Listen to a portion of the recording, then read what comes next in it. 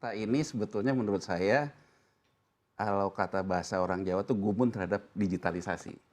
Jadi tugas negara itu sebetulnya bukan membicarakan influencer, tapi tugas negara itu sebetulnya seperti yang dikatakan oleh Mas Derajat tadi, influencer itu adalah pekerjaan. Kalau dia pekerjaan berarti objek pajak. Jadi yang harus dikembangkan digital oleh negara itu sebetulnya membuat RTGS lah ya, semacam lalu lintas transaksi keuangan.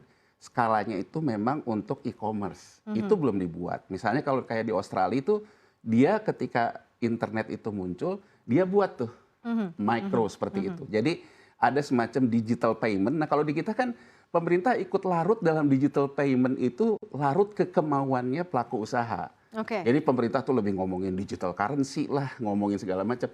Nah digital payment dalam urusan pemerintah itu sebetulnya protokol penyelesaian clearing digital. Itu kan harus dibangun oleh pemerintah. Lalu lintas sendiri. Lalu lintas sendiri. Dengan pemerintah ada lalu lintas itu sendiri, maka tax-nya pun menjadi e-tax kan. Jadi PPN udah pasti kepotong, PPh udah pasti kepotong. Jadi kita tidak kaget yang kemudian seolah-olah menutup TikTok. Ya biarin aja TikTok ada. Tapi pemerintah bisa memanfaatkan yang namanya tax-nya dan sebagainya.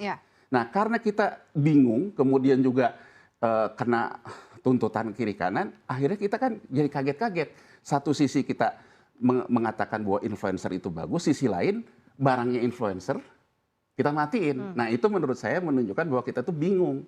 Nah jadi yang saya ingin katakan dari Mas Derajat tadi yang soal intelijen segala macam, ayo kita ini sekarang bicara yang konkret. Misalnya Bank Indonesia punya fungsinya sistem pembayaran. Daripada ngomongin terus tentang QRIS dan sebagainya, kan ada kewajiban lain. Membangun juga yang namanya sistem penyelesaian dan transaksi. Itu dibangun dong, yang punya pemerintah. Jadi daripada terus kita sekarang heboh, oh QRIS berapa biaya transaksinya, ribut lagi UKM. Sebenarnya kan yang dibutuhkan oleh pemerintah bukan naikin itu, pajak kan. Nah jadi kalau menurut saya, agar itu bisa terjadi, mau TikTok kayak mau siapa kayak nanti harus orang terkoneksi dengan sistem digital protokolnya pemerintah. Itu yang harus diciptakan. Jadi kalau itu diciptakan menurut saya itu mah nggak perlu intel-intelan gitu dalam artian itu akan muncul dengan sendirinya. Nah sumber pendapatan lain yang saya menarik juga yang dikatakan oleh dan Mas Yanuar itu tadi boleh TikTok tidak boleh itu silakan. Tadi itu akan menciptakan banyak lapangan kerja buat teman-temannya Mas Yanuar yang ahli-ahli IT, ahli-ahli pasar. Itu jadi sebenarnya the sky is the limit. It's our creativity that limit our potentials gitu. Ya. Silakan, sorry. Nah, itu ya. Nah, terus peningkatan lain bisa kita taruh di mana? Tadi kan kita ngomong tax amnesty. Nah, menurut saya kita itu tidak pernah mengkawinkan antara tax amnesty dengan sumber pembiayaan kita lain yang surat utang negara ini. Coba kalau kita lihat. Surat utang negara selalu dikatakan perbankan, dana pensiun, asuransi pegang banyak sehingga selalu mengatakan bahwa domestik pegang. Tapi likuiditasnya dikendalikan si asing yang sedikit. Dan selalu terkait dengan nilai tukar. Ya, di perbankan sendiri.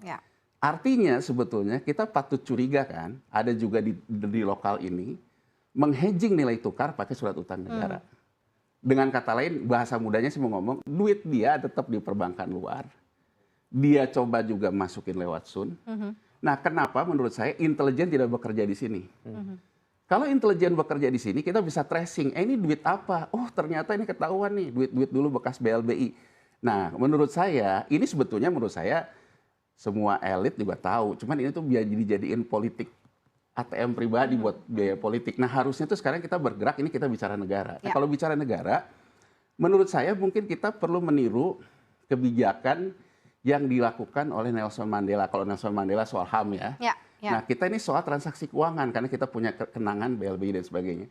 Jadi kita kumpulin berdasarkan intelijen, si A di mana duitnya, si B di mana, dipanggil oleh negara. Oke, kita akan memberikan pengampunan. Jadi nggak usah pakai tax amnesty segala macam. Pengampunan kita nggak pernah otak-atik lagi. Anda juga uangnya masukin. Tapi masukin ya ke surat utang negara misalnya, tapi bunganya 0%. Apa keuntungannya buat dia? Saya nggak pernah otak-atik Anda lagi. Kalau nggak mau, penegakan hukum. Berarti kan karena dia dulu, ya kalau nggak mau, ya saya akan tegakkan hukum.